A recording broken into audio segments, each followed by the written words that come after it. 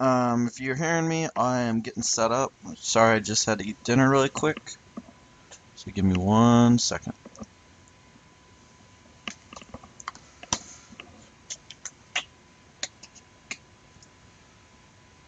Alright.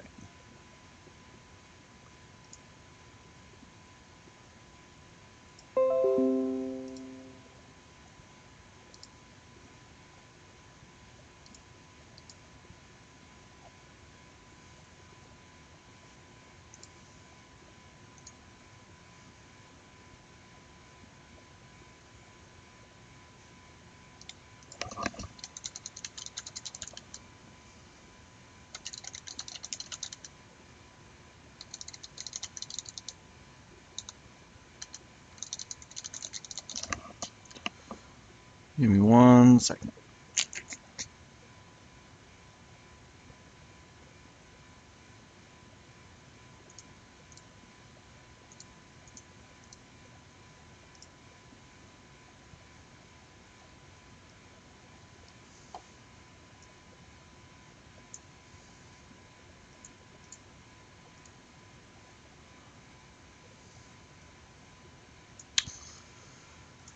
Okay, there we go. Let me get my chat up. Do.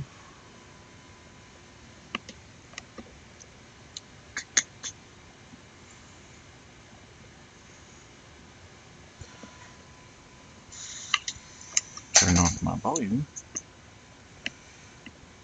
Oh, there's a lot of you in here. Alright. Oh, Teddy's even in here. Alright, guys.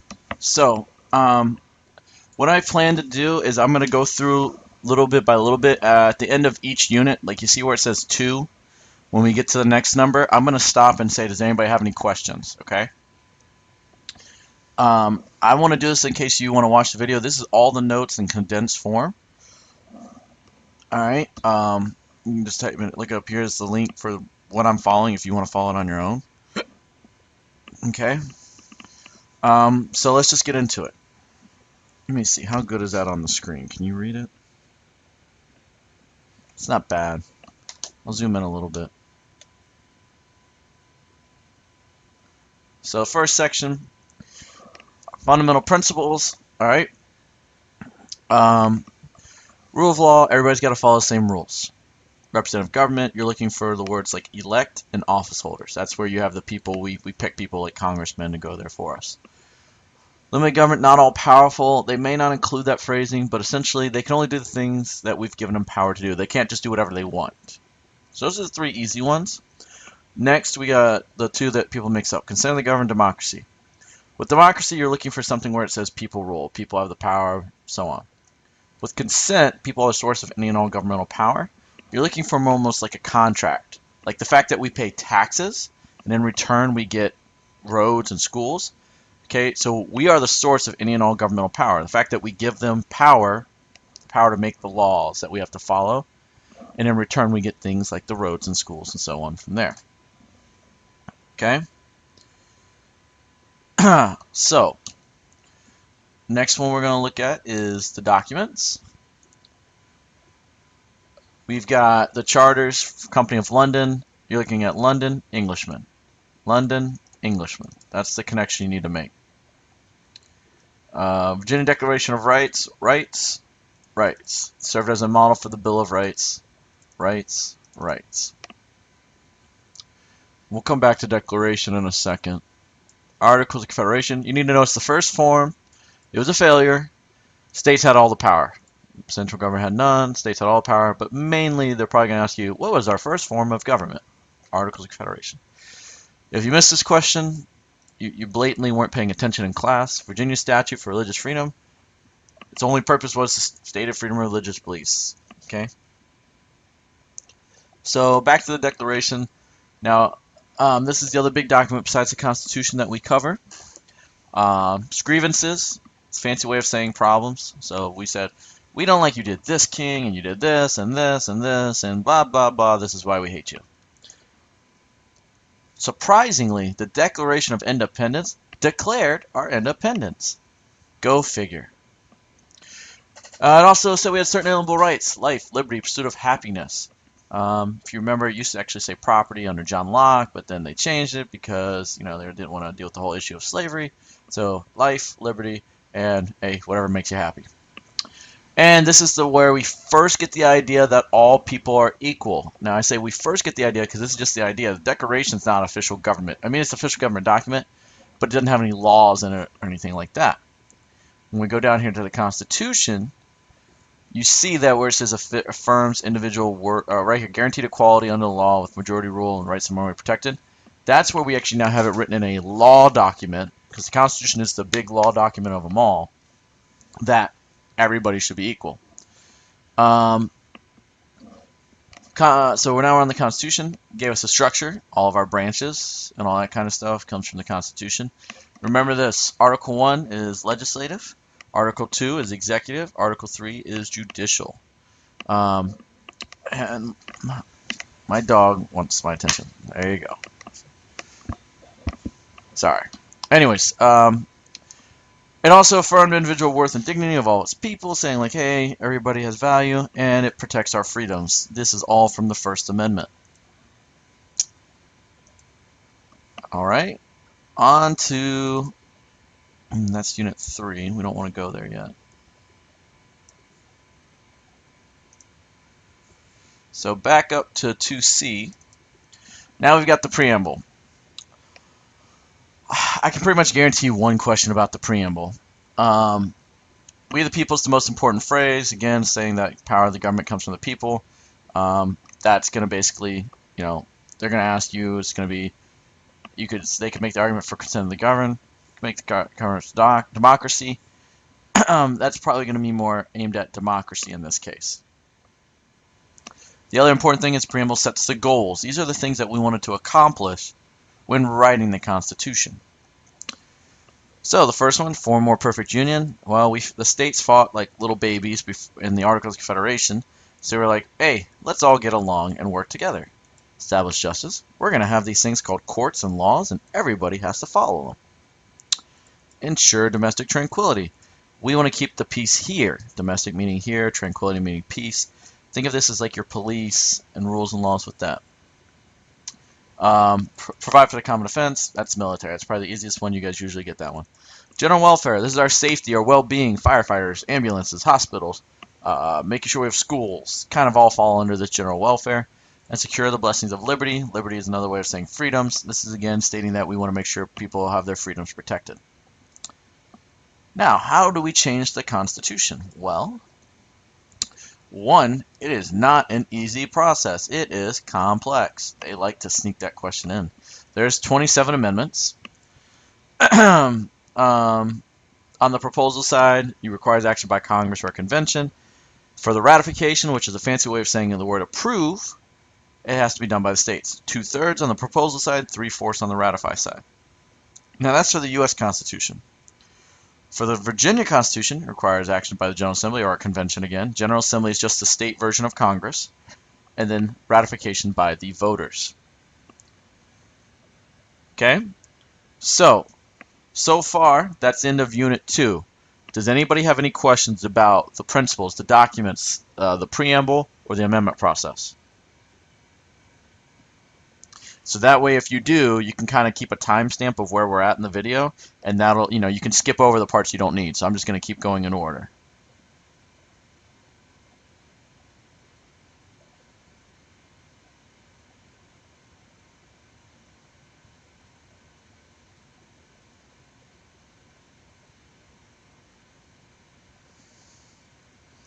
All right, no questions? I'm going to keep going then. All right. So now we're on. I think Remy. I think they're going to definitely ask one question, like in the when you just took the practice SOL. Oh, which reminds me, if you guys really want to practice tonight, for my students, I put up practice SOLs. So like you can go on to Power Test and take it at home. It will not count as a grade. It will tell you what you would have gotten, like a percentage. If you want to just see where you're at, go ahead and get more practice that way. I'll show you at the end of the video exactly how to do it and what the test is called. But no, they're definitely going to ask one question. So in the practice test as well, you remember there was a picture of the columns, and each column had a different state written on it, like Rhode Island, Massachusetts. And it showed them like holding up the United States, like the building, the columns were the support for the building. And the idea was we are now trying to form a more perfect union. The states are working together to hold up our country. So they're going to do something like that usually. They're going to want to make sure you know what these goals mean. So definitely going to be one thing on the preamble, almost every time.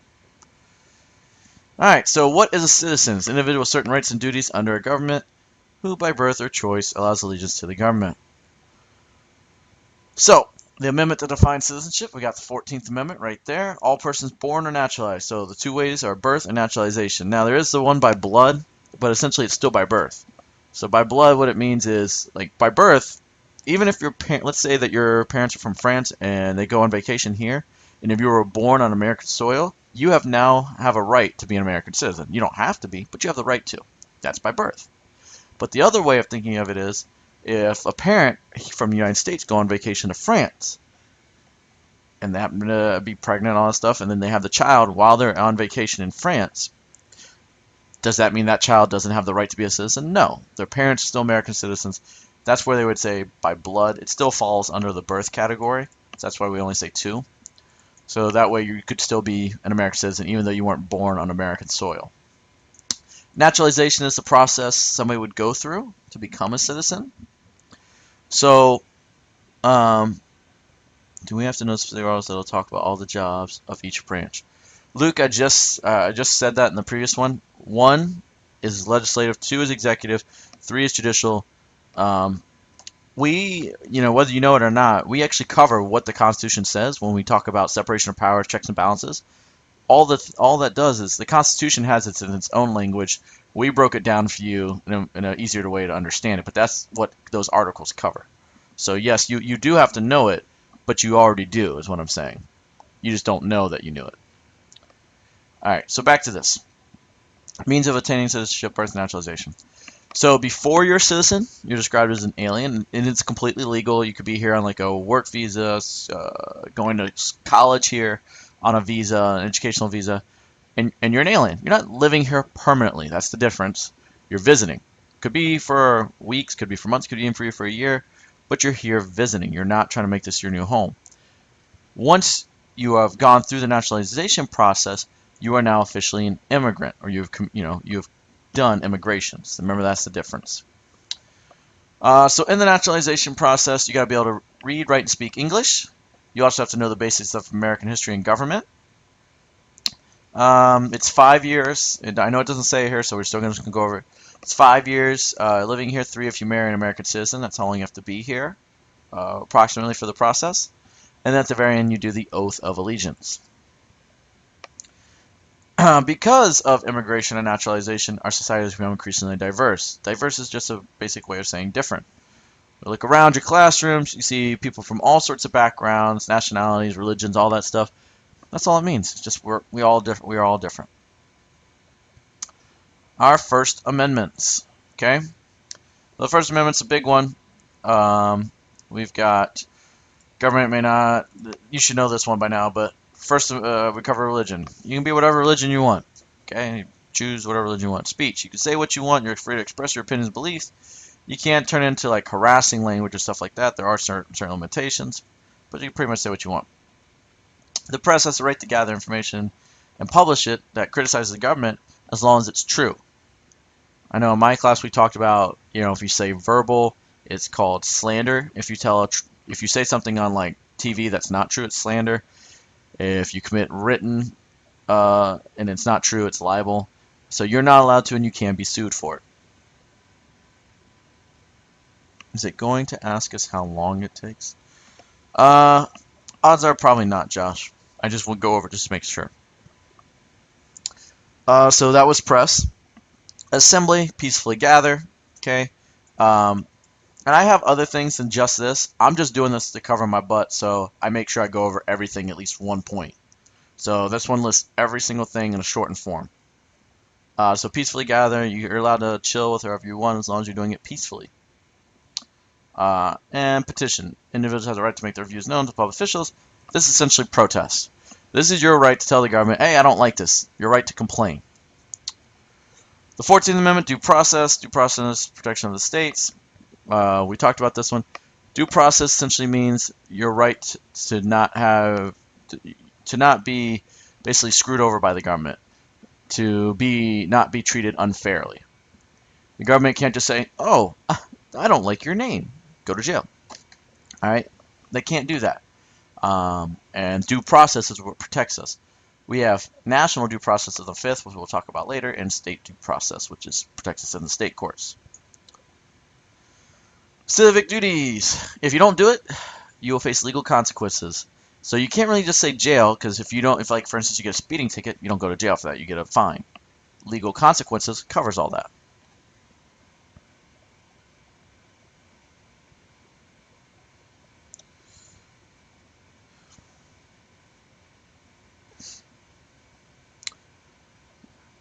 Our civic and economic for press, can they leave out stuff? Could they? Technically they could. When we get to the media, they get to emphasize selected issues, meaning they get to say what goes on in the news, technically. So, yes, Nico, they could. Let's see, what else? Are civic and economics going to all be on one test? Or are they? It's all going to be mixed up, Miriam. So they're going to be throughout the whole test. Like there's no order. At least not that I know of. All right. Yeah, it's not sectioned. So the 4 civic duties: you got to obey laws, pay taxes, serve in the armed forces if called. This means the draft, and you have to serve on a jury as a witness or in court when summoned for the jury. So obey laws. Obviously, you guys should know that. You go over speed limit, you're gonna get a ticket. You got to pay your taxes. You got to pay your money to the government. Everybody does. It sucks, but hey, you got to do it. This one we haven't used in a while, but because our military's had enough people. But if you ever were to get drafted, you have to serve. And serve on a jury as witness in court or a jury if you get summoned. I've had to do this before. You get a little piece in the mail saying, hey, show up. You have to go. And your work has to let you go. It's not like they can penalize you for it. So, you thought assembly.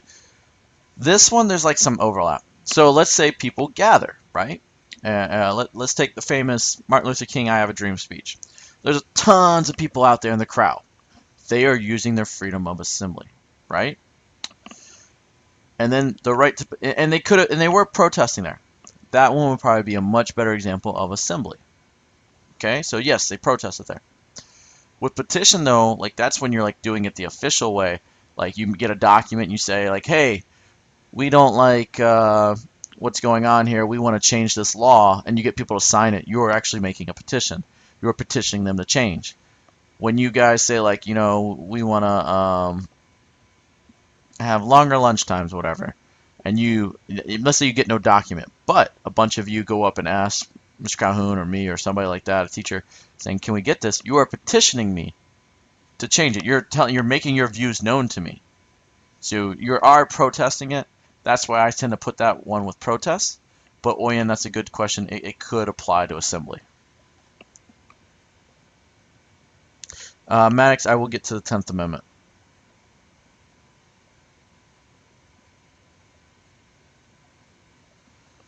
Okay.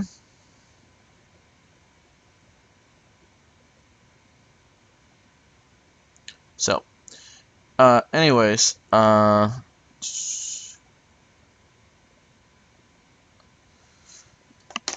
let's keep going. So we got this. Sorry. So those are the things you have to do. There are legal consequences if you don't. The things you should do, or by choice, voluntary, are civic responsibilities. You should vote. Pretty simple. Okay. You can hold elective office. You don't like what's going on, you go do it. You can participate in political campaigns. Like putting out signs in your yard, making phone calls. You should watch the news so you know what's going on. Like learn about it. Community service. You should serve in voluntary government appointed positions. This would be like serving as Secretary of State. I mean, that's a high one, but get the idea. Is basically you weren't voted in, but you accepted a job that was, given to you. You were appointed, you were selected. You should listen to each other and respect each other's voice, and you should let the government know when you're not happy with stuff. All right, let me see. Is there anything else for 3E? You should volunteer at democratic institutions. I mean, I've seen this, I think, once before, and they literally used the League of Women Voters. It just means that you should be involved in our democracy. Like, you should try to get involved. You should participate. That's what it wants you to do. And just try to make your community place a better place. Anybody have any questions about Unit 3?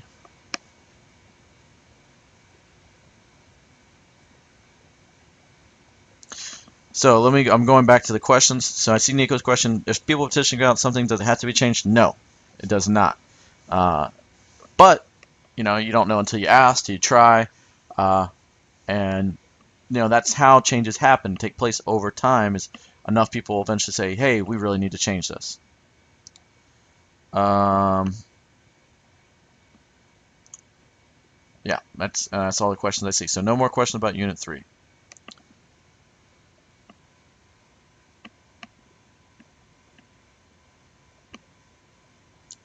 There.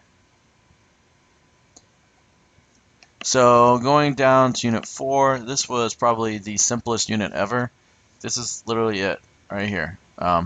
Be a good person. You should show trustworthiness and honesty. You should respect the law.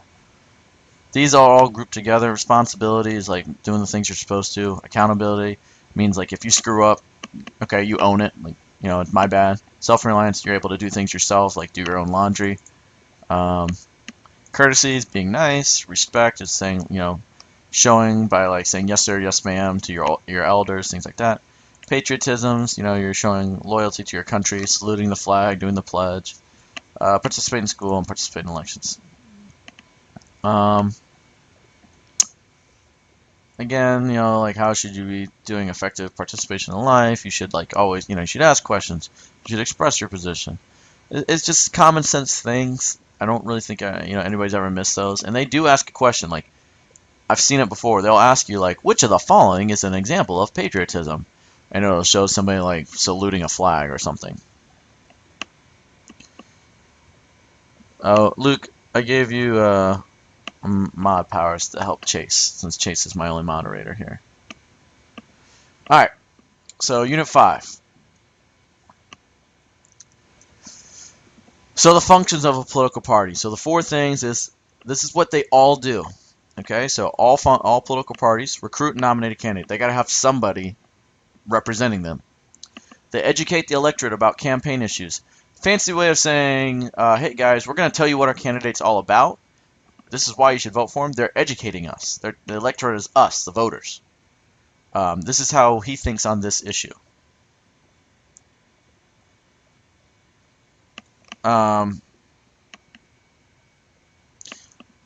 They want to help their candidates win. Pretty simple. And they monitor actions of office holders. Let's see how many people can type this. What's this one called? Monitoring the actions of office holders. What would that be nicknamed? And Luke, if you abuse it, you lose it.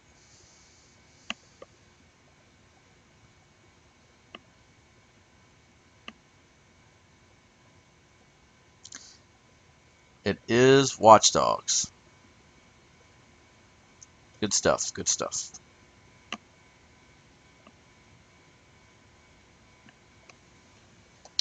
Alright, good. So now we're moving on to similarities and differences. So similarities, again, it's kind of similar. There's a little bit of overlap with functions here. They both want to win. Hey, look, there's number 3. I don't understand why, like, but whatever, they're both there. They both want to win. Influence public policies. So the stances, so like, if a Democrat says we should raise taxes, conservative says we should lower taxes or cut spending. These stances that these parties take actually end up affecting our public policy, because when we vote for these guys, whoever wins, it's going to ultimately affect the public policy, the direction our country takes, how we run it. So that's why we need to listen to what they're saying. Every party is going to have some liberal and some conservative views. It's not just all one way.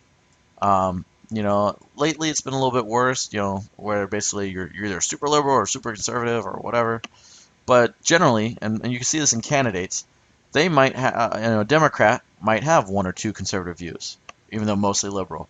A Republican, mostly conservative, might have one or two liberal views. They're going to reflect both. But it comes down to essentially they want to win, and to win, they have to appeal to the political center. So I remember telling like my kids, let's imagine this sentence is the graph, the little spectrum. This is like your liberal people. So you maybe get that much percentage that are always going to vote Democrat. This is your conservative. That's how much always is going to vote Republican. Then you've got this, if this will load, there it goes. All this in the middle is up for grabs to win. This is where most of the people, sure, not everybody's dead center in the middle. Some people might be over here a little bit more on the left. Some might be over here a little bit more on the right. But they could actually see themselves voting Democrat. Or these guys could actually see themselves voting Republican. So you gotta get the middle. You gotta get the voters who are undecided. I plan to be done by 8 o'clock. The only difference is their platforms. The platforms is their ideas, their planks. Okay, that's another word for their stuff. So that's the only difference. Let's keep going. Third parties. They really exist just for three things: introduce new ideas, or they focus on one issue. Those are technically two different things. So, like, you know, for instance, maybe we have a party who says, you know what, flying cars are the future, and we're going to make that a point. And if enough people support the third party, what's going to happen is the two main parties, the Republicans and the Democrats, are going to go, shoot, man, they're starting to get some traction. You know what? Democrats like, everybody should have to drive a flying car. Republicans like, no, that's going to hurt the auto industry. Nobody drives a flying car. Well, now they have a political stance on their platform. They have a political stance on their platform, and the third party basically kind of goes away. That's why third parties rarely win, because they introduce these new ideas and they affect the platform of the other parties, but they're not necessarily, maybe not enough. The rest of their platforms enough to win. It is possible, but it doesn't typically happen. And they often revolve around a political personality. Theodore Roosevelt was known for being brash and speaking his mind. Heck, Jesse the Body Ventura, was a wrestler and became the governor of Minnesota. We have Arnold Schwarzenegger, was a Terminator, became the governor of California. And Donald Trump himself even was a game show host, and he became president. So, political personalities. Now, I know this is saying third parties, but political personalities can help you get votes. All right, so down to the media and what they got to do.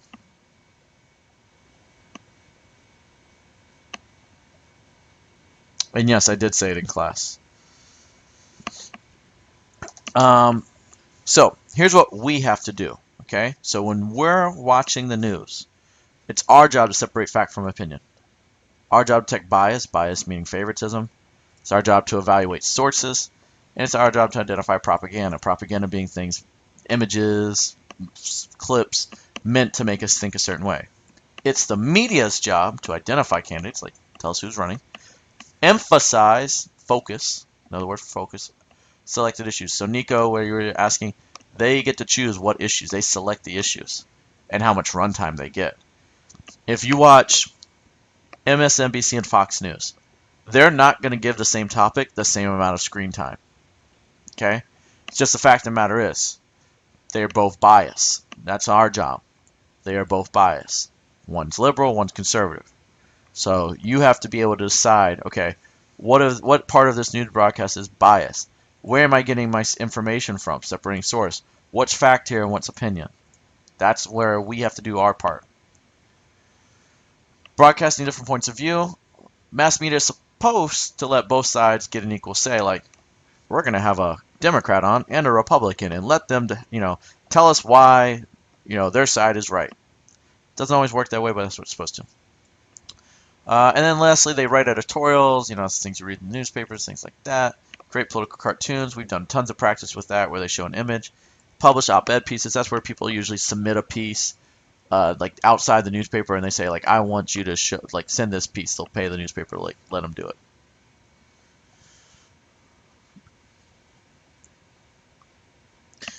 Uh, so orient to your question. When you say celebrities, change celebrities to political personalities, and you're correct. Maddox, I said I would cover the other amendments. I will get to it. Relax. All right, campaign finance. It's expensive. So because it's expensive, they have to do a lot of fundraising. It doesn't let everybody else get a chance to run. Like, no, it just sucks. If you're poor or don't have all the money, you probably ain't gonna be able to run. It gives an unfair advantage to the wealthy, and it encourages the development of PACs. So political action committees, essentially their sole purpose for existing is like, here, let me raise money for you and just give it to you. They don't really care what you're about. Now, they're not going to make a PAC just for no reason, but they don't really care. They're going to give it to the Republican or a Republican candidate and just say, take my money, go. And they usually have some like very bland name. Like if I told you, making America better tomorrow, I wouldn't be able to tell you if it was Democrat, Republican, third party, whatever.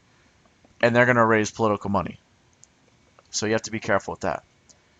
Then you have special interest groups, and they have more influence because their money is more needed. So the one example I usually use is like the NRA, National Rifle Association. Rifle, they care about guns. They're going to give money to candidates who help protect gun rights. They're not going to give any money to people who want to get rid of gun rights. So, because that's their interest. That's their issue. Now we have tried to fix it, reform. We have basically placed limits on how much individuals can contribute to one candidate, but again, they kind of, it's just, we really need to fix this even more. They can get around it by giving more money to PACs and interest groups and so on. So I want to say yes, we're trying to reform it, and that's what the notes are telling you. But if we're being honest, we need to do a better job. Can they pretend? No, they cannot. That would be embezzlement, Maddox. Why isn't the news just controlled by the government? Because if the news is controlled by the government, then what if the government screws up? Who would hold them accountable, Christian? So that's that whole point. Like, you don't want that. They have that in communist countries where it's state-run news, and maybe it's kind of scary how much power governments can have. In some places of the world, they can literally block, they can censor what you can see on the internet. So therefore, you can't see any differing opinions. So if we go to state-run news, then all you're going to see is what the government wants you to see.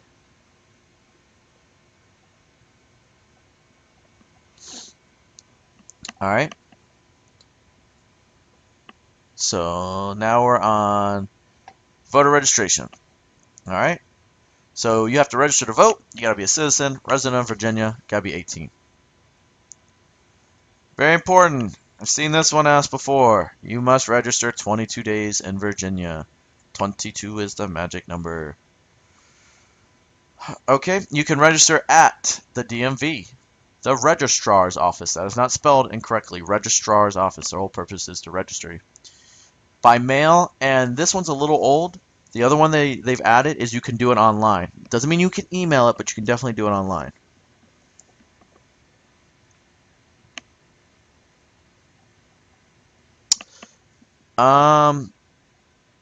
Can they fundraise money for Trump and then say give it to another, uh, uh, give it to another candidate? I don't think so, Maddox. Off the top of my head, I'm pretty sure that'd be fraud still. They would just have to refund the money, or just give it to Trump, because that's what they said they were doing it for. So I don't think they could, but I don't want you to quote me. That might be something. That'd be a good thing to look up, bud. All right, like I don't want to lie. I don't want to try and tell you all, wrong information. So typically, when we're thinking of who's most likely to vote, now this is not like 100%, but when we're just trying to guess who's going to vote, it comes down to education, age, and income.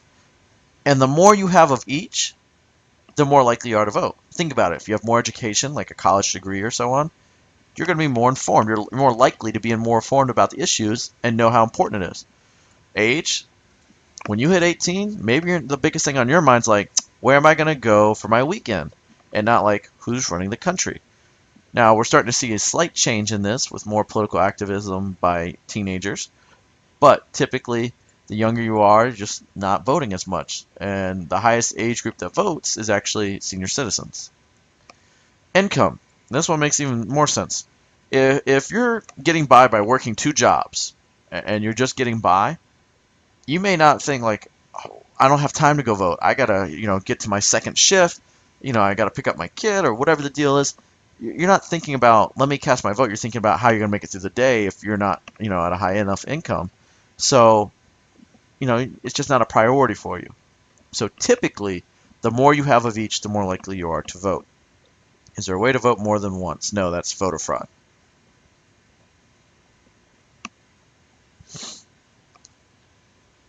Why people don't vote? Lack of interest and failure to register. Lack of interest, they don't care. Like I said, lower age group, and failure to register, they didn't register on time. Typically, more people vote in presidential elections, which is every 4 years, than they do in regular elections. So this year, for instance, we have state and local elections. There is no presidential election. So we'll see how that works, but typically there's a drop-off of about, if we had 50% this year, we would say about 35 to 30% this year. Next one, Electoral College. So this is how we elect the president and vice president. Very important there. Okay, you elect both of them. They're together. They're like tied to one another. It's a winner-take-all system. It's a winner-take-all system, large to densely populated. Densely is a fancy way of saying we're a bunch of people packed together. So, our largest state is Alaska. It's worth only 3. But you have states like New York, where they have New York City, and people are living all really close on top of one another, and they're like 34 votes. So densely is just like, think of your science terms, it's where the molecules are tightly together. That's where a lot of people are living. And then the opposite, they pay less attention, less populated. They might use the word sparse, just be careful with that. Another way they might say it is large states versus small states. The key thing here is each state is based on the congressional representation. That is your senators plus your representatives. So in Virginia, we have 13. We have 2 senators and 11 representatives that represent us. That's how we get 13. And I'm doing this off the top of my head math. That's what I remember it being. It may have changed slightly. They change it every 10 years based on the census results and how many senators and representatives each state gets.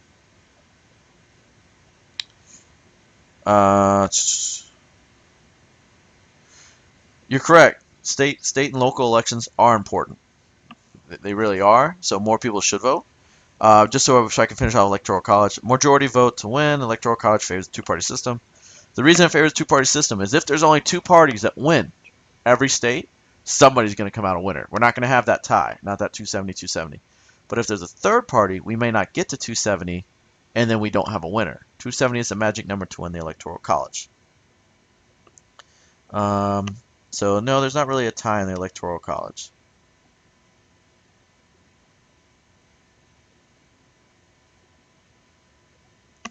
All right.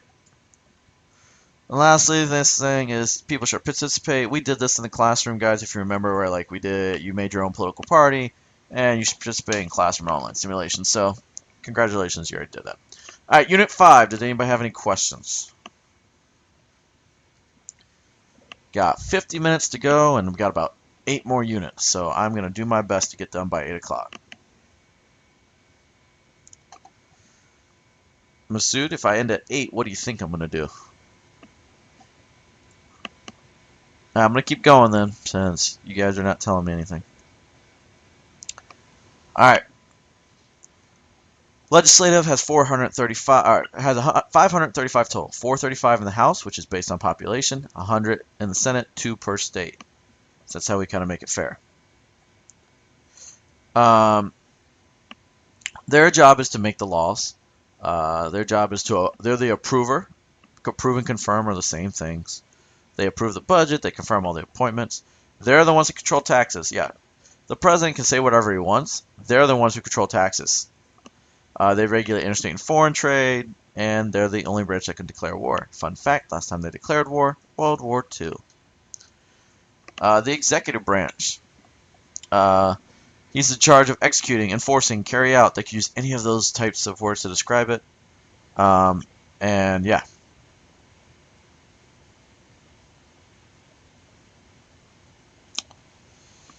Anyways. The president in charge of preparing the budget, again, you see they approve, prepare, approve. Appoints the cabinet members, confirms the presidential appointments. Appoints ambassadors, federal judges, anything with appointing he does. Minister of federal bureaucracy, a fancy way of just saying making sure the government's running on a day-to-day basis. The judicial branch, Supreme Court's the highest court. They have the power of judicial review. They can basically say, this is what we think the Constitution is saying.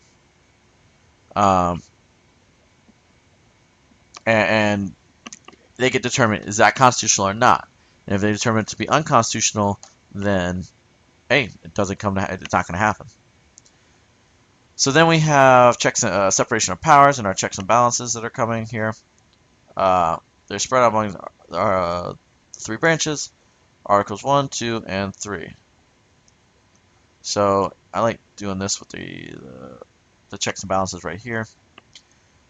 So really quickly, Congress, and if you have your notes out in front of you, this is when we did like a triangle thing in my class. So legislative branch, or Congress, can override the presidential vetoes. They can impeach them, which means fire. And for the courts, they also have to confirm the judges. And if the judges start doing like messed up stuff, like if they're not doing the Constitution stuff, they can actually impeach them as well. The executive branch, they can propose legislation. When's the only time? Let's see if you guys remember this. When is the only time the president can actually propose legislation? See if anybody knows that.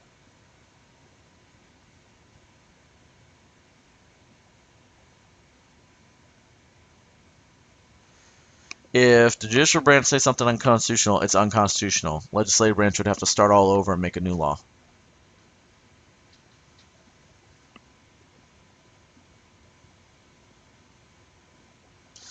Correct, Luke. Good job. So, State of the Union address. Okay? That's the only time the president can propose legislation. And for the governor, he can do the same thing during the State of the Commonwealth address for Virginia. The question was, when's the only time the president can propose legislation? Guys,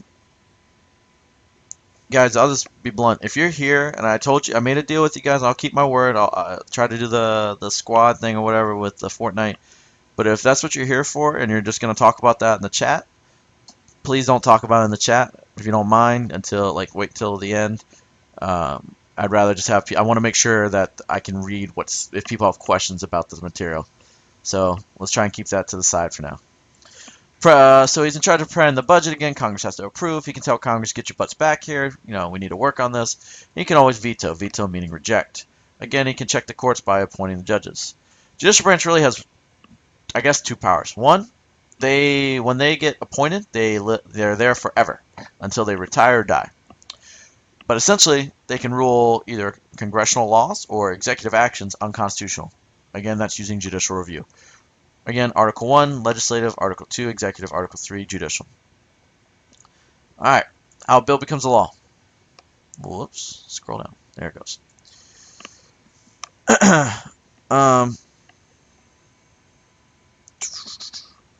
Let's see. So express means that it's written word for word in the Constitution. That means I could open up the Constitution and say, okay, this is what each branch can do. Alright?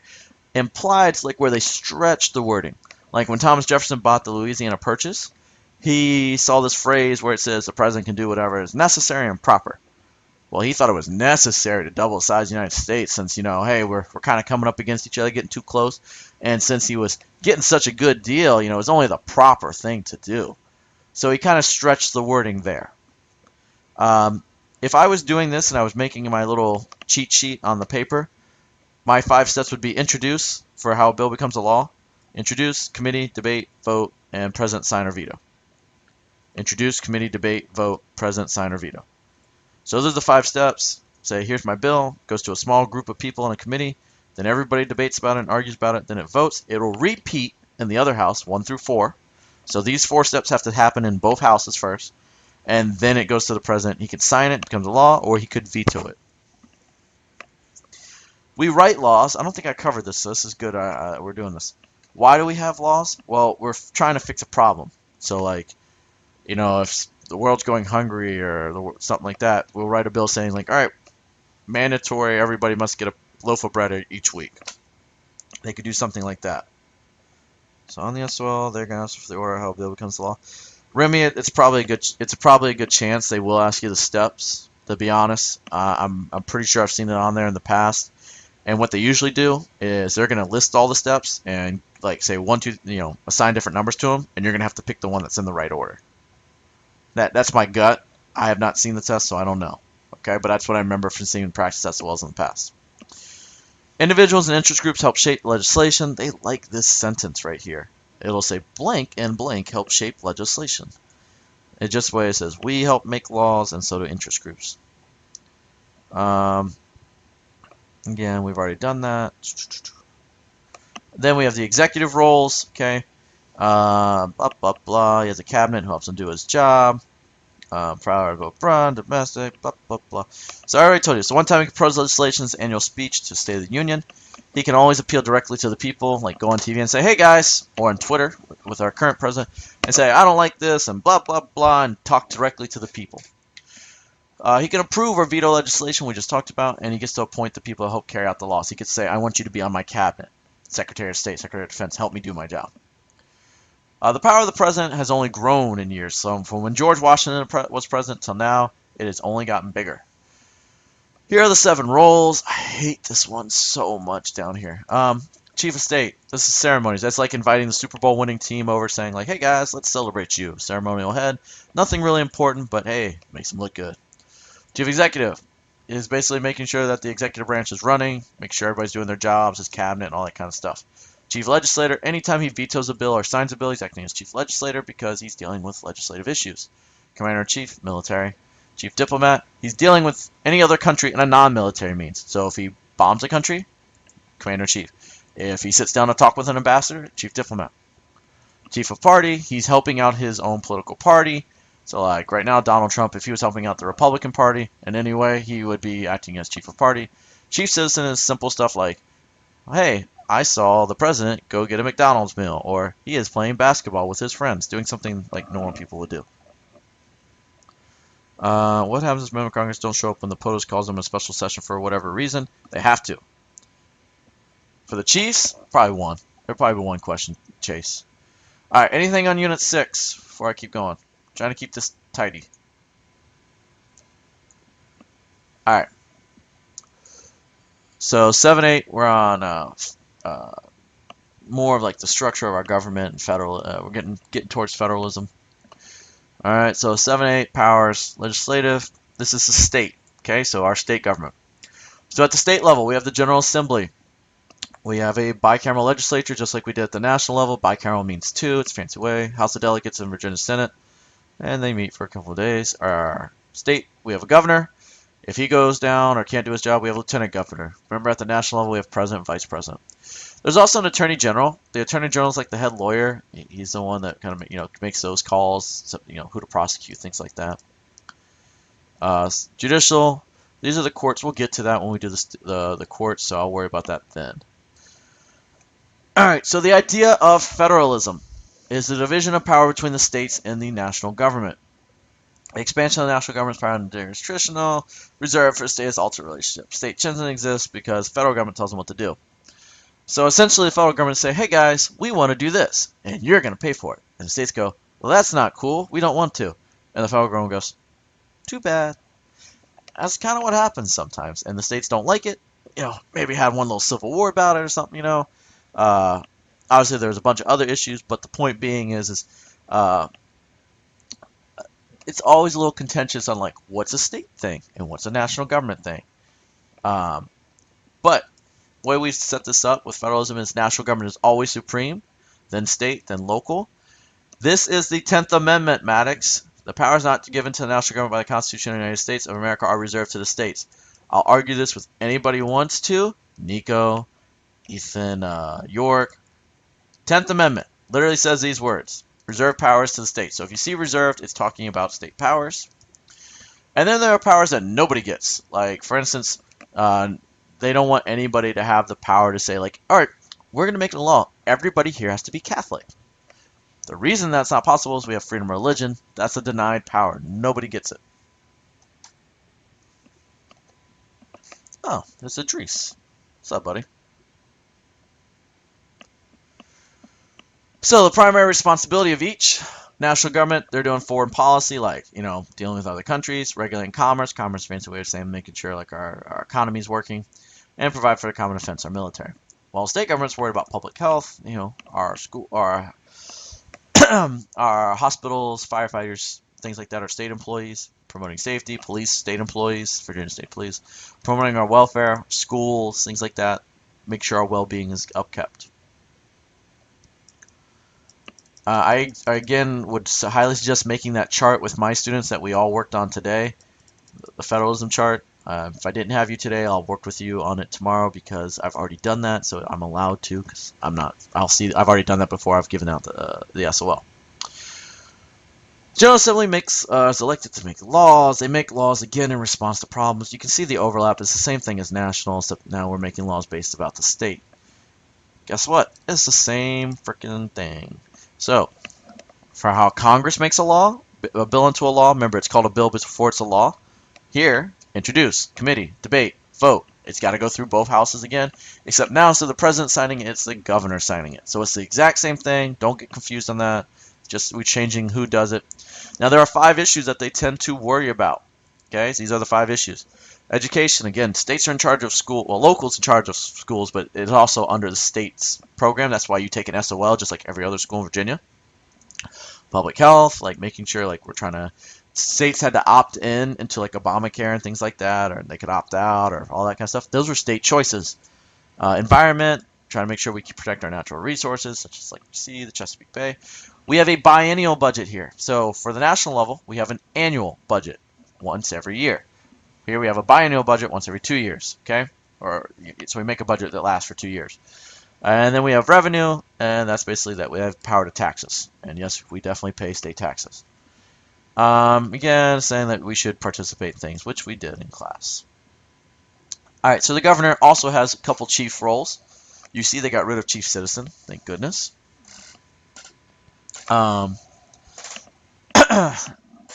Chief of States, again, him doing like a ceremony. Chief of Legislators, him dealing with the General Assembly. Chief Administrator. Now that one's different. If you go back up to go back in the video, you'll see Chief Executive. It's the same role. Chief Administrator is him making sure the state government's working. They just changed it to be called Chief Administrator. Don't ask me why. Party Chief, helping out his political party, and Commander-in-Chief is him calling in the National Guard. Again, he has a cabinet that helps him do it, and his job is to administer laws, enforce laws, make sure the government's working. Did anybody have any questions? Well, let me keep going, actually. So let's do local now.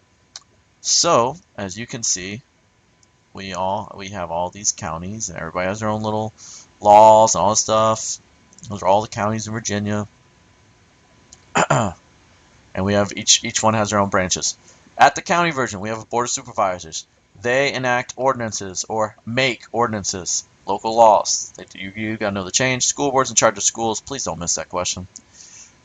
Towns have town council, city council. All their jobs is they make ordinances.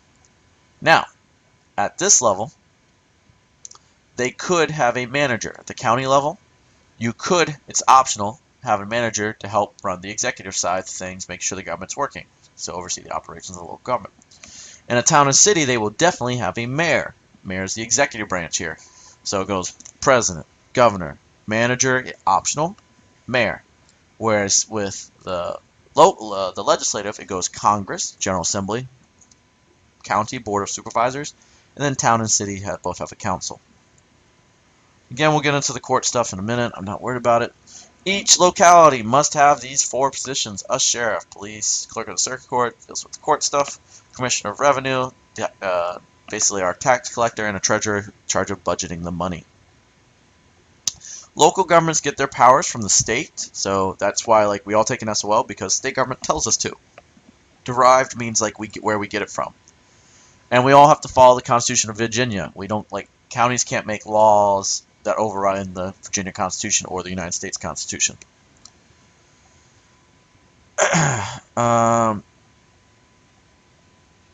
Isn't that unconstitutional? I don't know what you're asking about is unconstitutional, by the way. It's a whole year, my student. I'm compacting it down to 1.5, man. If you're getting any of it, that's a bonus. Okay? So these are the little things that local governments do. Look, you can read them all. It's basically just kind of take care of your community. All right. The only one that's really different is regulate land use. Like they can say, all right, here you can be able to build a house, or here you can build a business. Most of this stuff is all kind of overlaps with state. I'm trying to compact this down to what I think you need to know, guys. So try not to waste your time. We already did county. We already did all that stuff. Blah, blah, blah. Media plays an important role. We already talked about media. They repeat it here. But one thing they do had here is, so here, Christian, you asked me earlier, the media's job is to hold government officials accountable. Like, if they screw up, they're supposed to call them out. And they offer a forum. A forum is like a message board, or kind of like what you're doing in the chat. That's a forum for you to express your viewpoints. So it gives, the media offers a way for us to express what viewpoints we have. Lobbying. There'll most definitely be something about lobbying. It's where you seek to influence legislators. Basically say, hey guys, we really think you should vote this way. Oh, if you vote this way, we'll happen to, I don't know, maybe give you $50,000 to be reelected. So they're trying to convince them to vote a certain way. Ways we can do it individually. All right, we can always participate in politics ourselves. We can vote, we can campaign, and we can seek office running ourselves. We can express our opinions by lobbying, like I just explained. We can demonstrate, which is another way of saying protest. You can always write letters. Or you can always join an interest group. And if you join an interest group, well, they're going to identify an issue, which could be pollution, Greenpeace, or pet, make sure pets are taken care of, like PETA, stuff like that. They make political contributions. That's a really nice way of saying they give a lot of money. So political contributions equals, hey, we're going to donate a bunch of money. And they also can hire lobbyists or lobby themselves for the government officials.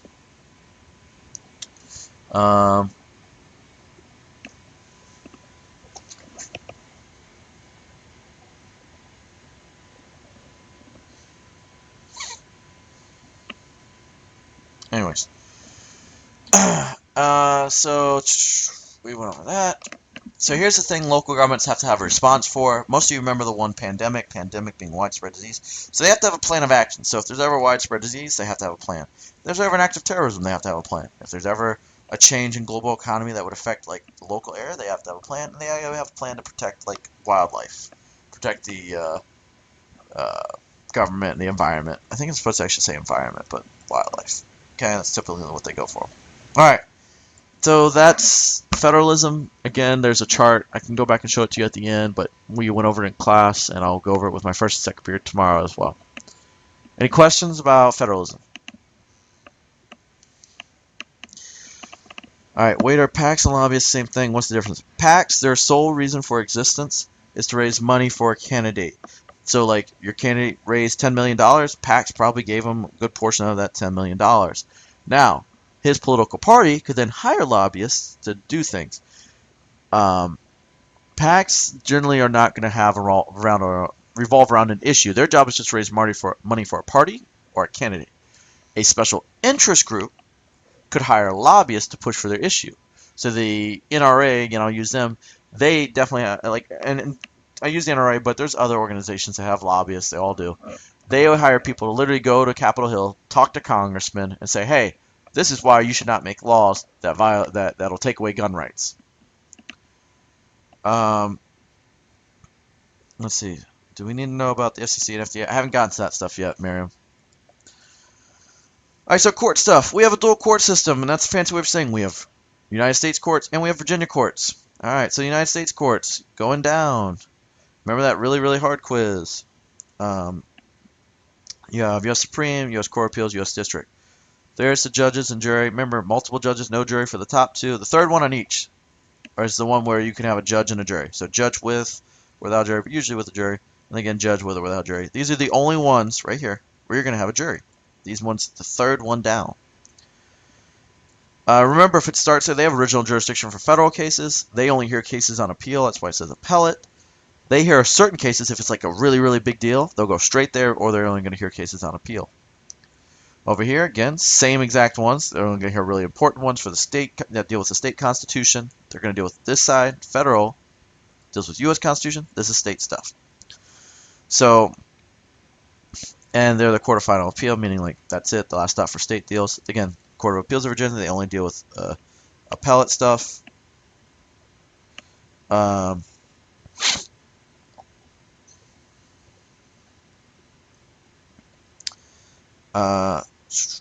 Anyway, sorry. Circuit court, they're the serious court. This is where you go for felonies. So original judgment jurisdiction for felonies. Felonies are the big crimes, and for certain civil cases, that's when like you're suing them for like a lot of money. Like if you're suing somebody for $1 million, you're going to go to circuit court. And they're also going to deal with appellate jurisdiction from district courts. General district, they're original for misdemeanors. These are your small crimes, like you stole like $10. Okay, you're going to go there. These are your petty things, like, well, he knocked over my little gnome in my yard that cost me like $40, and I think you should pay for it. Those are those types of civil cases. And then juvenile and domestic, if you're a kid, you're going there. You're a juvenile. And if like we're talking about divorce or custody or stuff like that, that's domestic relations. Let's see, what else?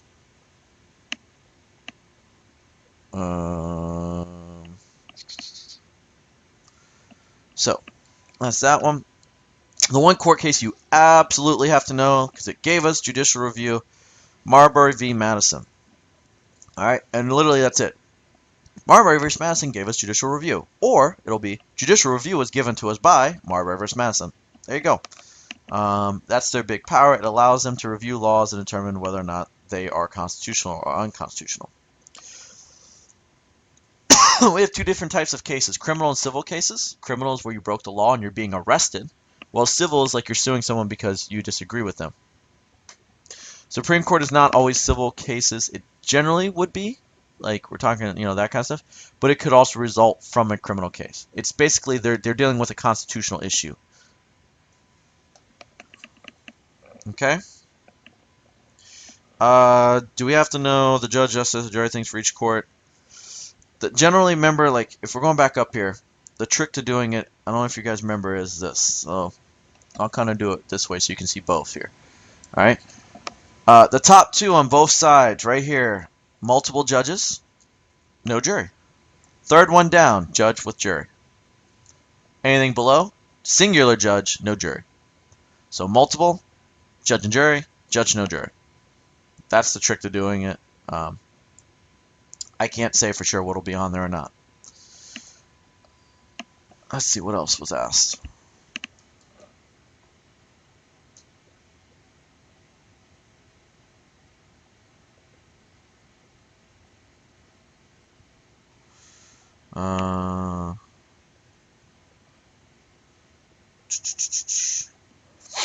Okay. So procedure for criminal cases. Again, I'll try to make this short. You got to be arrested, and they have to have probable cause. So that means they have to have a reason to arrest you. So arrested with probable cause. This is backwards. This is how it used to be. This is why I don't think they're going to tackle it, because they just changed it in the SOL, so this is old. This is actually what's next. So this is number 2, arraignment. Arraignment's where probable cause is reviewed. You get your attorney if you don't have one, and you enter your plea. And it's also where you set your court date. So they fixed this one. Like you can see, this is what it used to be, and it's kind of messed up. The third step is jail or bail. So you can't really go to jail or bail until you know whether or not you're going to get bail. So it's just weird, which also happens during the arraignment part.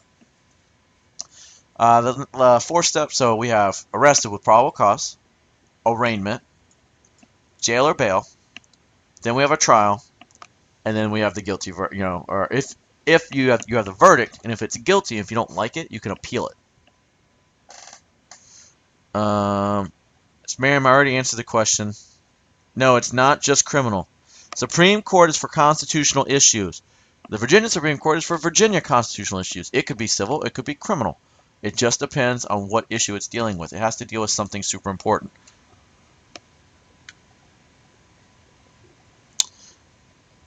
All right.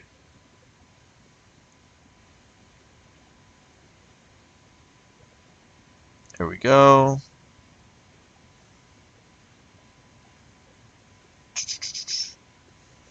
All right. There. Enter the plea right there. See, there's where the arraignment is. You enter your plea where you say you're guilty or not. All right. For civil cases, it's much simpler. You file a complaint as a plaintiff. The plaintiff is the one suing. The defendant is the one on trial, saying like, I want this money back. You want to recover damages, receive compensation. Essentially, that means I want some money for whatever you did. The case is then heard by judge or jury. This is your Judge Judy court stuff right here. If you don't like what happened, then you get a ruling. If you don't like the ruling, then you can appeal it. All right, 2 more amendments. So, like I said, the right to due process laws outlined here. And the Fifth Amendment is national, 14th is state and local, and it prevents the government from acting in an unfair manner. Basically, they say, we don't like you, so we're going to treat you poorly. And it also makes sure they protects the Bill of Rights. So that's the court stuff. Anybody have any questions for courts? We're in economics now, so we're in the home stretch. With 24 minutes to go, I got to get through economics. Anybody have any questions on courts before I go to economics?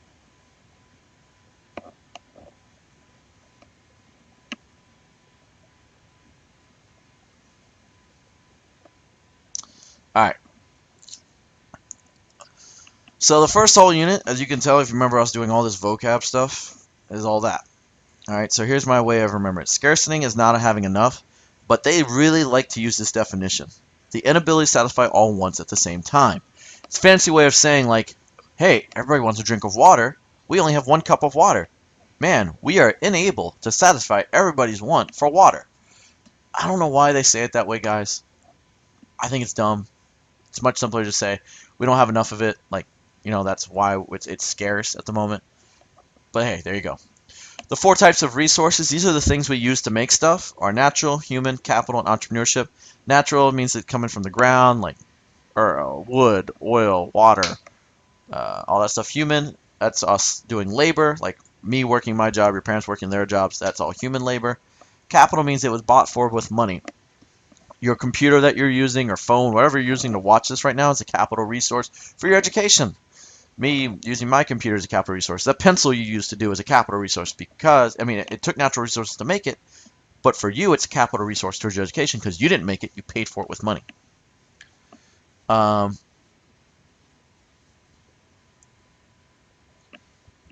Alicia, does it matter? And it's not because they're inappropriate, it's just because I told you guys to leave the Fortnite stuff till later. An entrepreneurship is basically the idea, like, the idea for the stuff. Choice, you pick something. You select. There you go. Opportunity cost is the thing you didn't pick. So if I gave you 2 options, Pepsi and a Coke, and you made the choice for Pepsi, your opportunity cost was that Coke. You can see it says like the highest value. Usually they're going to make it pretty obvious for you. So it's the thing you don't choose. It could also be more than one. Okay? But usually it's where it says the highest valued alternative foregone. So if I had a Coke, a Pepsi, and I don't know, let's just say a nickel. Okay, you pick the Pepsi. The Coke is the highest valued alternative because it's worth more than a nickel. You also still don't get the nickel, but that's what they might do. Price is how much you paid for it. It is determined by supply and demand. That's where we had that little X thing in the middle. That's how much you pay for stuff. That's pretty simple. Incentive, motivate. That's when you see it. If you see anything where it says discount, sale, buy one get one free, something they're trying like, hey guys, you should buy this now. That's an incentive. It's a reason for doing it. Okay, like when we teachers we're playing a game, we'll say, all right, whoever wins gets a piece of candy or something like that. That's an incentive. Okay. Supply and demand. Supply is how much you have of it. Demand is how much people want it. They like to have some fancy answers here. So for demand is the amount of good or service that a consumers are willing and able to buy. How much you as a buyer are willing to pay. Supply is how much you as a producer, the guy selling it, are willing to sell it at. Where this line and supply and demand cross, that's how we get price.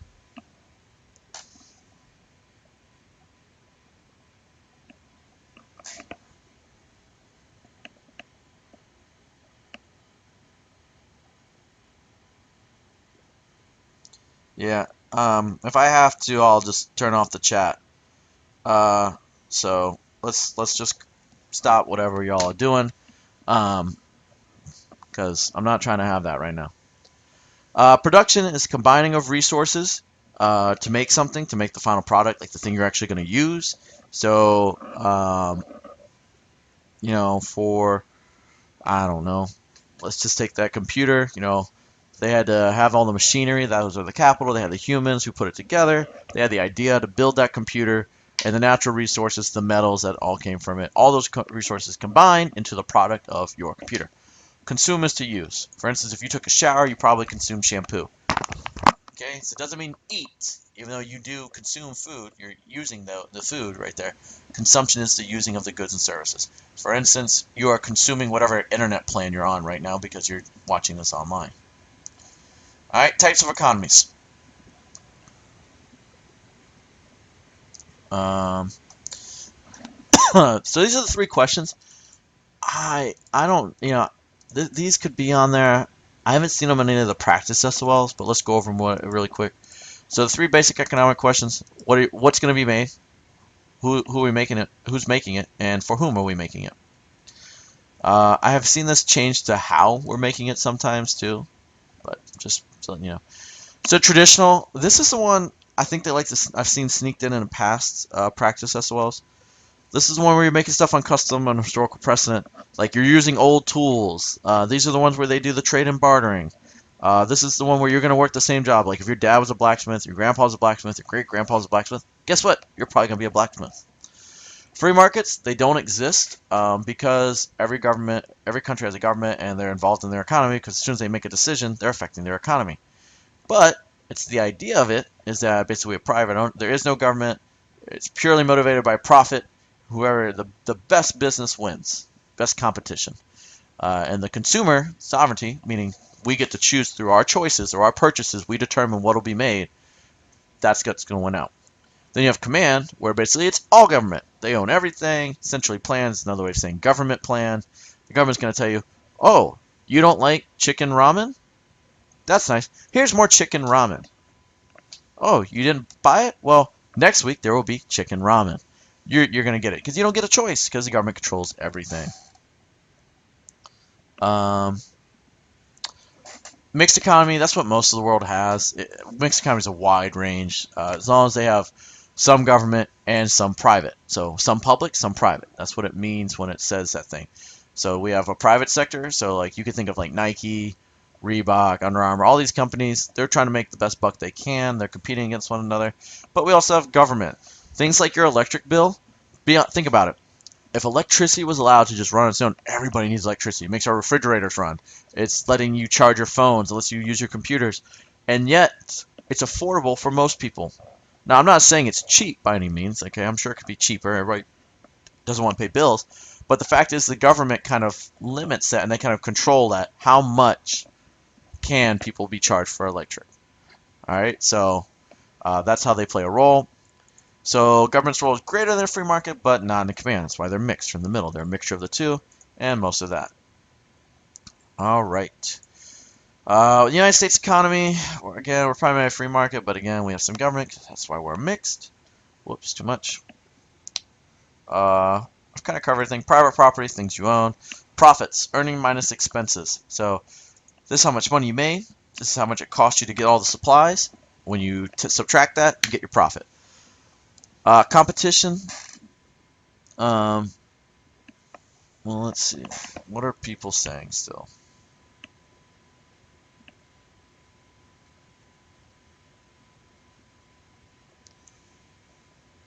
I didn't even get to see what Masood said. Competition is rivalry between producers and sellers. Essentially, there's two things that's good. One, you get better quality items. So, for instance, take Walmart and Target. They're competing for the same business. We get better deals. Service at a lower price. We get better deals that way. And hopefully the idea is that maybe they'll also try to make their products better, so we shop there. So that's what it means. We're going to hopefully we get better items because they're trying to one-up on each other. Or they're going to lower their price to try and outdo the other person. Again, you see consumer sovereignty. We determine through our purchases what's going to be made. So essentially, take, I don't know, red pencil bags. If everybody buys a red pencil bag, they're going to make more. If nobody buys a red pencil bag, there will be no more red pencil bags because nobody's buying it.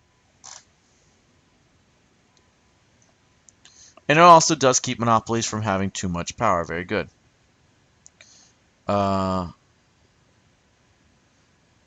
So,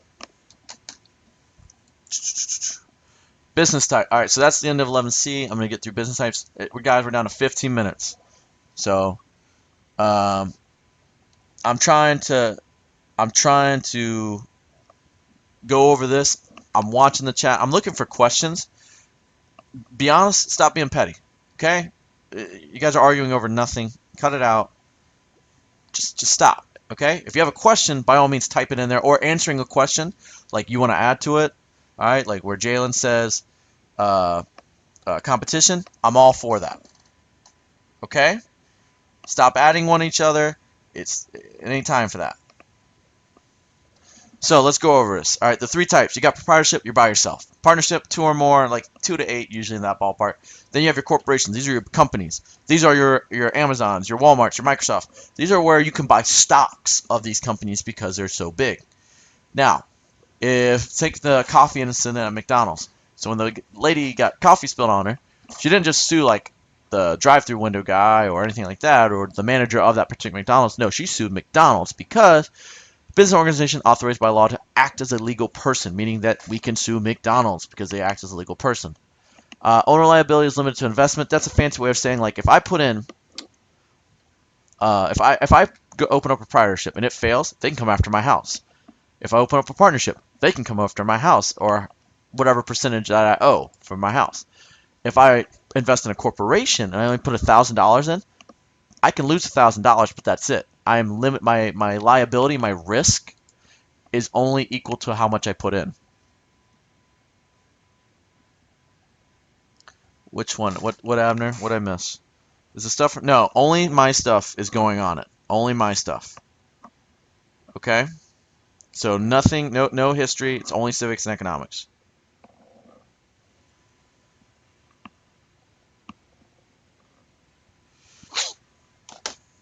So, entrepreneur, they can take part in any one of those three. And the key thing to remember about an entrepreneur is that they take risk in search of profit. So, yes, you only lose what you invest in a corporation. So again, like let's say I bought 1,000 shares of Microsoft for $100, or let's just say I bought $1,000 worth of Microsoft. Microsoft goes bankrupt. I lose that $1,000, but my house, my bank account, all that other stuff doesn't get touched because my investment was only $1,000, meaning I am only at risk for that $1,000. No, up here, one owner takes all the risk and all the profits. That means if I go bankrupt and I owe the bank 50,000, right? And my company just fails, it flat out fails in a proprietorship. They're gonna come after my bank account to pay off that 50,000. They're gonna come after my house to pay off that bank account. So there, that's why it says you take all the risk. You get all the money if you do good, but you also take on all the risk. All right. All right. Circular flow, economic flow is how stuff goes round and round and round. They like this picture. I don't like it as much, but essentially, here's your business, and here's us. Here's government in the middle. Okay. The people pay their taxes to the government, so do businesses, and in return we get public goods and services. We get our schools, we get our roads, we get our anything that's paid for by the government. Those are public goods and services. Firefighters, things like that. We give to businesses our labor, things like that, and they pay us for it, and in return we get our income. So you see how it goes round and round. We pay them money to buy things, and in return they sell it to us. So our labor gives us the income that then we pay them, and then we get items for that payment. Money keeps going around and around. So the three things that keep going around are money, capital, in case you were wondering the fancy term for it, resources, so labor would be the obvious one, and goods and services, whether they're public, like roads, or private, like what businesses sell to us.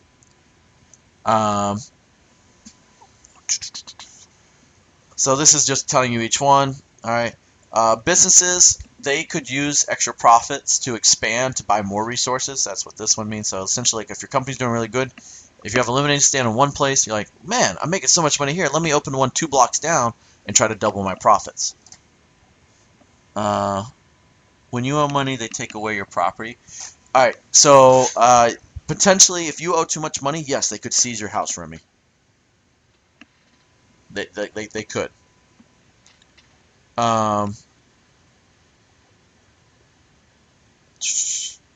So you could potentially lose property. You got to pay your bills somehow.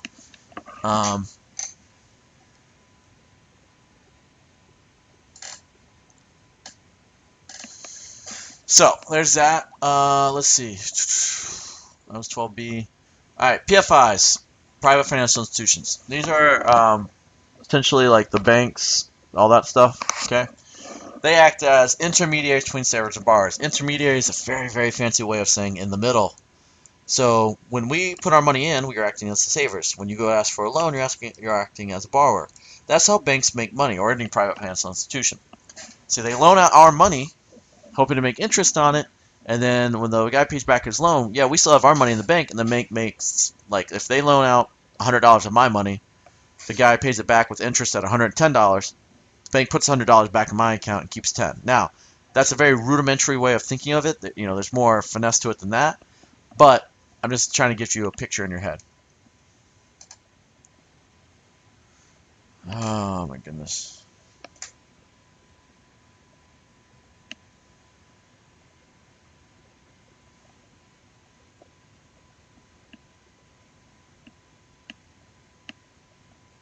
There. There you go. Hopefully that helps. All right. So all PFIs. So we have there's four types. There's bank, saving, loan, credit unions, and they left off one. It's on here. Security brokerages. Banks is like SunTrust, things you loan. Savings and loans. Hey, they do two things. They save and they loan. Which, in case you didn't realize, is they all receive deposits, meaning savings, and they all make loans. That's why they only do two things.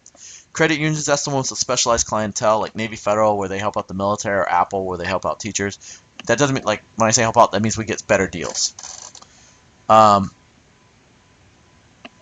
and then, and security brokerages are like the stock ones, like E-Trade, Ameritrade, all those ones that say trade in it, those are all security brokerages, dealing with stocks.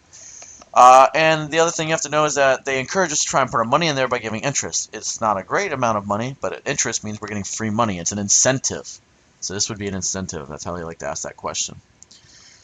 All right, global economy. Why we do it? One, to get things that we don't have or can't make really easily here. It means efficiently. To get things cheaper.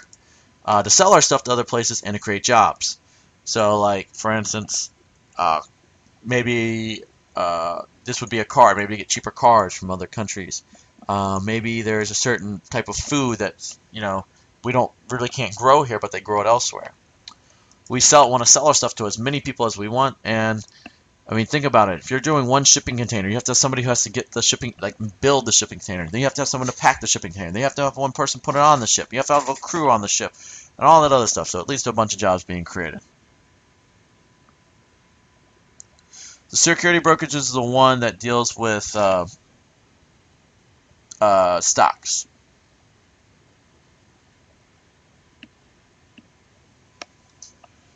All right.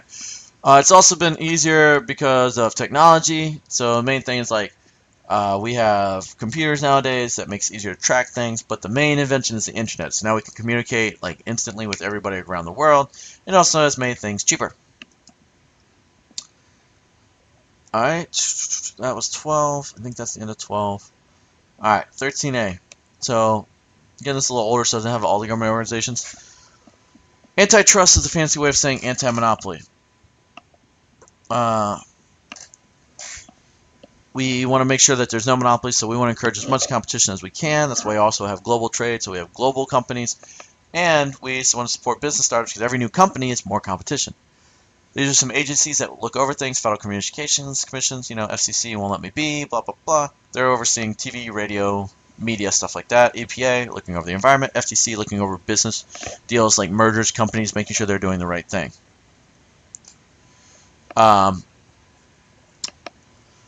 government provides certain things for us that we cannot do efficiently. Like a road is usually my example for this. Fact of the matter is, yes, could we make a road? You're right. We all could probably make a road. Would it take us like probably 50 years? Sure, because that's a lot of cement to pour and all that kind of stuff. We all have to work our basic jobs to afford to buy the equipment and all this kind of stuff. So it's easier when we just pay our taxes and the government provides it for us.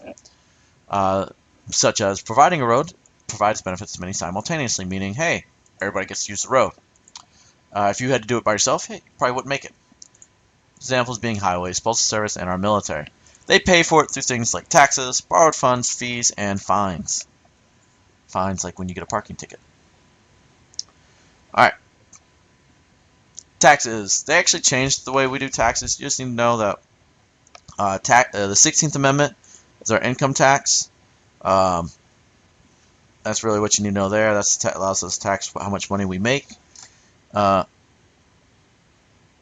will there be a lot of FCC and EPA stuff? There would probably be one question. Do you have to know all the FDA, like the NPSC and all that stuff? Potentially you might. You might want to use your own notes and think about it. There's 50 questions. There's 50 questions. Potentially, I would know at least those three that I just showed you, the FCC, EPA, and FTC. And the other ones would be good to know, but maybe not as like, okay, you definitely have to know these. Because they're transitioning, like they're getting ready to change the standards, like change the testing standards for next year. So that's why I'm uncertain. Like I'm not 100% on what it'll exactly be on the test, but I'm pretty sure. Well, like for instance, with taxes, you don't see sales tax mentioned here, which is what we talked about in class, where it taxes you how much money the thing is. Income tax, we just talked about with the 16th Amendment, and there's also things like a property tax, which they make you pay for things like on cars. All right, Federal Reserve, that's your banker's bank. They're in charge, and the government's bank. They're in charge of maintaining the value of our dollar. They want to keep it as strong as possible. So, like when you were to, if you were to go into Potomac Mills, and you know that little stand in the middle that has like, here's how much it costs for a peso. Here's how much it, for a euro. We want our money to be worth more than those, and the FCC's job is to make sure that happens. So their job is to maintain the money supply, to make sure we're not getting too inflated, to make sure that banks are doing what they're supposed to. That's why I like to say soundness of banks, to make sure they're not going to have another Black Friday where the banks couldn't pay when people came to their, said we need our money and they didn't have it. And their job is basically make sure our money stays stable. Consumer rights, you just need to know that it's protected by contracts. Like every time you buy something at a store, you get a receipt. That's technically a baby contract. It's saying, here's how much you paid for that and when you paid for it. Here's the return policy, all that stuff. Correct. If it wasn't maintained, our money would be worthless if it had a lot of inflation.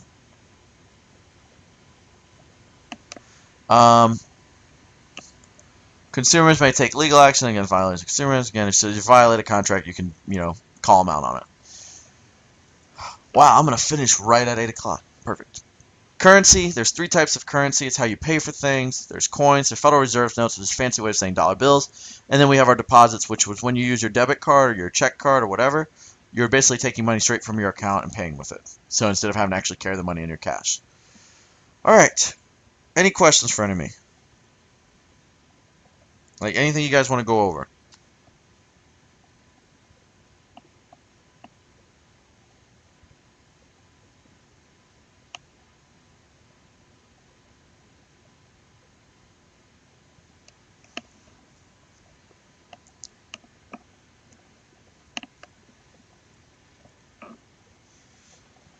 My advice again is if you're taking the test tomorrow, I would try to be in bed by 9, at the latest at 10. Get a good night's sleep.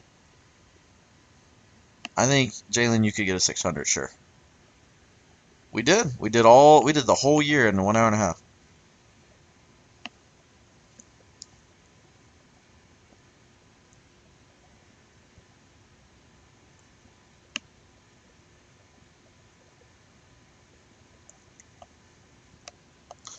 Like I said, I've done this a couple times. I kind of had an idea how long it took. Okay. The reason again I say you get a good night's sleep is if you do not, like if you go to bed at like midnight, it's just a proven fact. Your brain's not alert and awake enough, and you're not going to remember everything that basically watching this. And if you go to bed late, it's a waste. Like everything you just did was a waste. You're not going to remember it. By all means, pick the segments that you didn't understand. Like we went in order, so just kind of look at where you need to. You don't have to watch the whole thing, but watch many of the sections you don't know. I really, really advise you going in with a strategy. Know what you don't know, look at it tomorrow morning, and then as soon as you get that scratch paper, you're allowed to write on it. Write down what you don't get.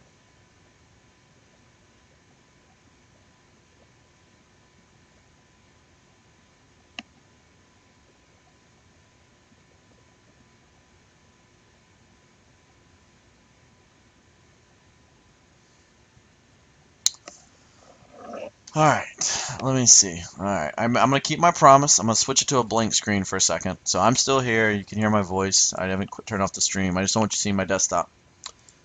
Alright, let's see. See if I have to update. which I probably should have done earlier. Yep, I gotta update. Tomorrow, no, I'll be in the testing room. You'll be with either Mr. Larson, not Larson, Mr. Lawrence or Miss Abadea.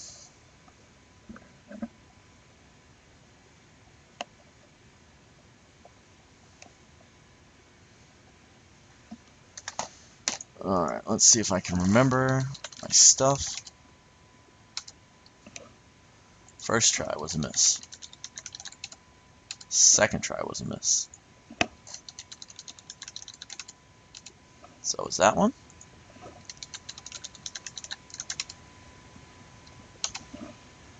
What the heck?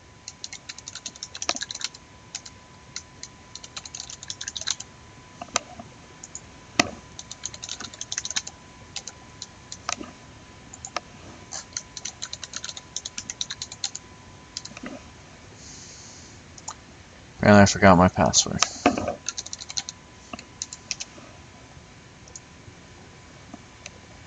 Let me check it really quick.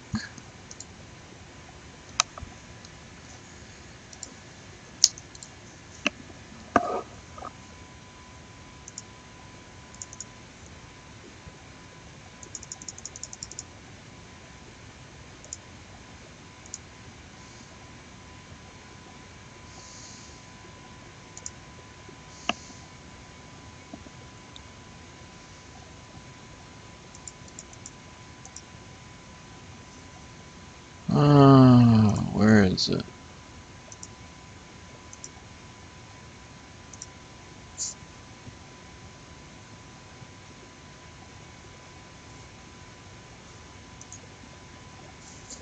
I just tried to reset my password.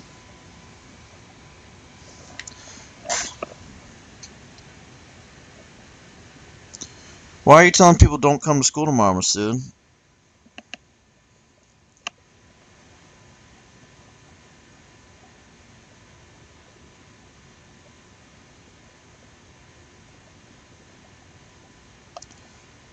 I've never played Roblox, and I do not plan to.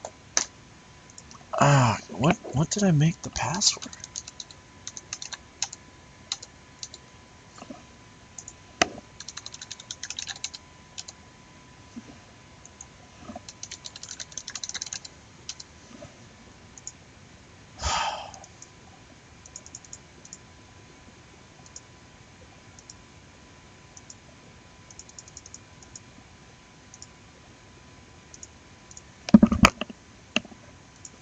I asked for it to send. Oh, went to the wrong email. That's why.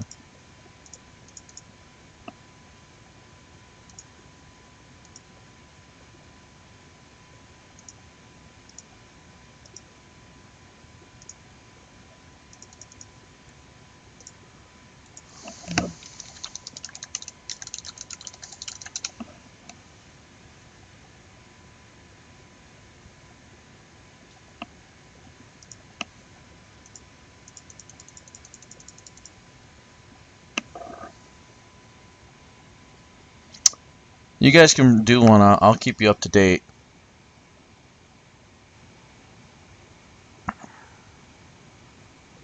So if you guys want to play a game, I will let you know when I'm out. I'll wait too. I'm just wondering why it's not letting me in. Oh, there it goes.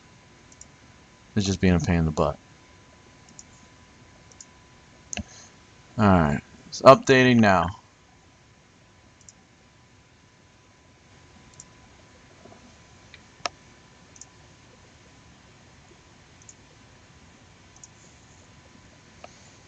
I guess you guys have to become friend up or whatever. So I think you can do custom games, right? Or worst case, I'll do a squad and we can all try and hop in the same game.